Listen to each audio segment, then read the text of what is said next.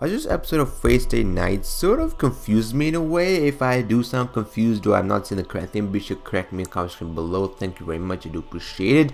So basically what happened was apparently Archer and Caster were having a conversation over there as they're about to fight, and Caster said that, you know, I summoned Assassin myself, so a high level mage apparently summoned a servant. When a master is supposed to summon a servant, that's obviously ideal, that's how you're supposed to do, but when a servant summons a servant, that's kind of strange and really doesn't happen often. Or maybe it did happen in the last Holy Grail Wars out to come, and maybe she's doing tradition, she's a fun tradition. Also, Caster gotta find her in this church area, that apparently is a little shrine area. She basically takes the souls of people and uses them to power her own magic to be able to defeat Berserker, because Berserker currently is the strongest freaking servant there with Iluvizia. Apparently she has one of the strongest servants. The little child has one of the strongest servants out there. And also Assassin guards the gate while Caster goes lurks around within, and that's what Archer said. And also how the fact that apparently originally, you know, she said that there was a certain rules that Caster broke. She broke the rules because, you know, a servant is not allowed to summon a freaking what's it called, summon a servant to herself. That's supposed to be the master's job. I want to know, how does she do it? Because that seems really interesting. Maybe servants have the capabilities of summoning their own servant, maybe, because that is not the real assassin then, really, because obviously, you know, I think a master supposed to summon the true assassin, but freaking assassin's really powerful. When she was facing freaking against, what's her face, freaking Saber, oh my, that was a powerful ass scene. Also how his freaking swordplay is the equivalent to a normal phantasm, basically the freaking servant's secret power, that, you know, the hidden power they have. I was like, god damn, this man is ripping through dimensions. Well, not really ripping through dimensions, sounds more convoluted, more complicated than that, which is why this episode is really badass. The fight scenes, also how freaking it was Caster versus Archer, and freaking Shiro being in the way, of course, as usual. Freaking Assassin or Samurai versus freaking Saber. This was freaking a two-way battle. Freaking how Archer said that I'll finish you in one blow, but I will not kill you in one blow. Basically, you know, obviously they were fighting. He finished her one blow. I thought she was dead already, but she is a high level mage, so I don't think she's gonna die easily. She used some sort of time magic, some manipulative magic to obviously freeze time and go up there.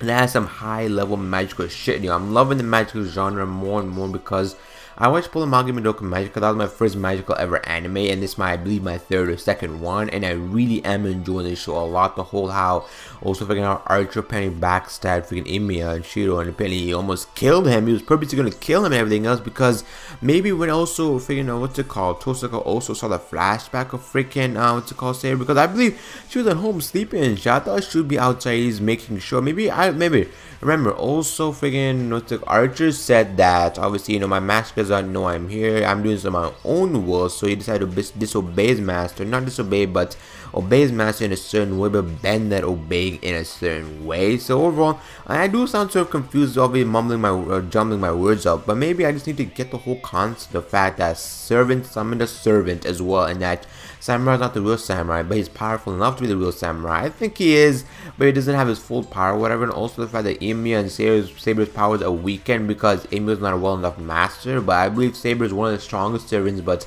she's with a very weak master. And I like the fact that she likes him a lot, you know, trusts him a lot, and doesn't like backstab him or you do anything evil, but she's a very loyal servant, and I will like the fact that she's very loyal also.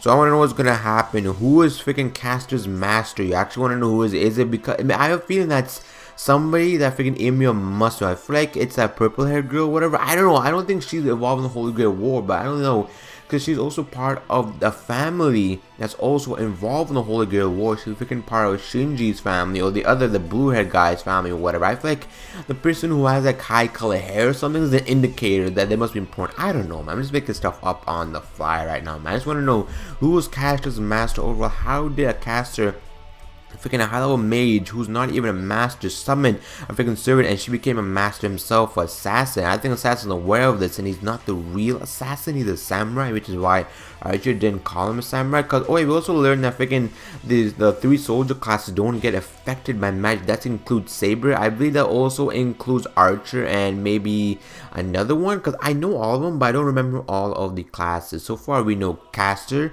Assassin, Archer, Saber, and Berserker, and Rider. We know Rider as well. I think there were 7, so I think there's one more we don't know. Maybe I'm missing, maybe I'm miscounting or missing one of them. I want to know there is one more left. I want to know who, or 2 more left. I want to know who those serving classes are, and also the masters are. So far, the masters are very mysterious and hiding themselves as well. That could lead to more, like, you know, finding out. Maybe freaking Caster's gonna have a master and she's somehow in there. Maybe some plot twist like that will happen. Many plot twists could happen in this show, because this show is very much surprising me as well. I do not know Caster had the ability to summon freaking what to call a master. Oh wow, you, I just cannot. Oh my, I'm just so hyped for this show. I'm so glad the show comes out every Saturday during the weekend. This makes my weekend so much better, yo. I just wish this came on like every freaking 3 days or so, 2 days, yo. I just cannot wait for a new episode, man. I always love staying on Crunchyroll, waiting out for the show to come. Like, you know, freaking when the show airs, I immediately watch it. It's a really enjoyable show.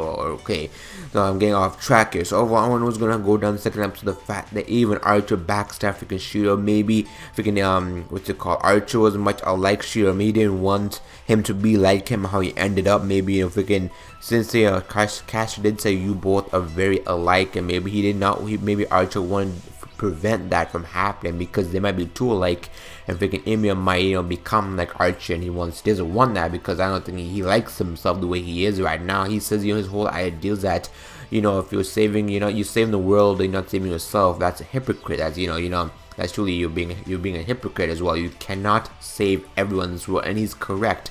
Also, that's what his father said before he died. I have a feeling that Archer and freaking Shiro must be linked somehow. I have a feeling that the relationship is not coincidental. They're not meeting each other just like that. I want to know what's going to go on. Be sure to let me know what you guys thought of this week's Face Night episode, or if you've also seen the Face Night original, be sure to let me know some hints what's going to happen in the next episode, because I really want to know. My name is PlasmaRPG. Be sure to follow me on Twitter. Be sure to like the video if you did enjoy what I had to say, and I'll see you guys later. Farewell.